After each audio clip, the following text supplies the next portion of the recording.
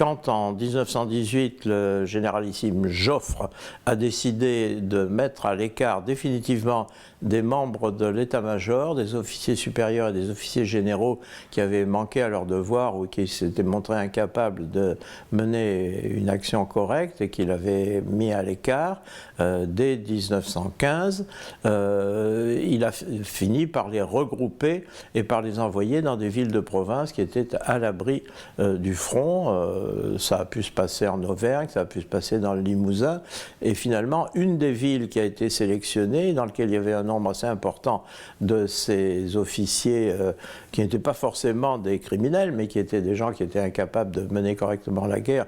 Joffre, qui était dur, les avait sélectionnés pour les mettre à l'écart. Il les a envoyés dans la ville de Limoges en particulier. Et cette ville de Limoges a été l'origine d'un mot désagréable qui est limogé, c'est-à-dire mettre à l'écart quelqu'un qui a une fonction assez importante. On ne limoge pas un lampiste, on limoge le chef de gare.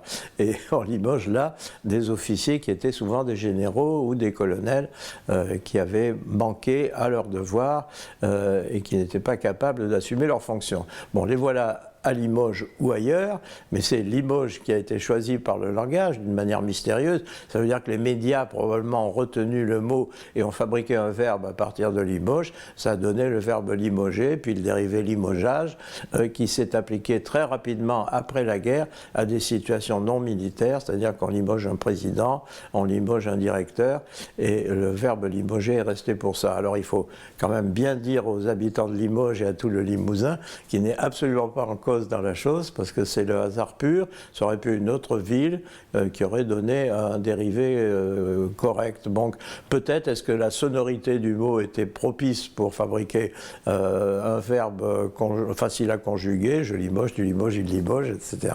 Nous limogeons avec un E d'ailleurs, il y a un petit problème orthographique, et tout ceci veut dire que la langue est assez étrange dans ce cas-là. Ce qui compte beaucoup, c'est pas tellement la création du mot que sa diffusion. Et la diffusion, là, c'est une affaire de médias. C'est-à-dire, je suis persuadé qu'en 1917-18, quand on a appris que les gens étaient renvoyés à Limoges, il y a un ou plusieurs journalistes qui ont eu l'idée, un peu saugrenue, de dire ils ont été limogés. Voilà une invention qui a parfaitement réussi et qui a donné un verbe nouveau dans les dictionnaires.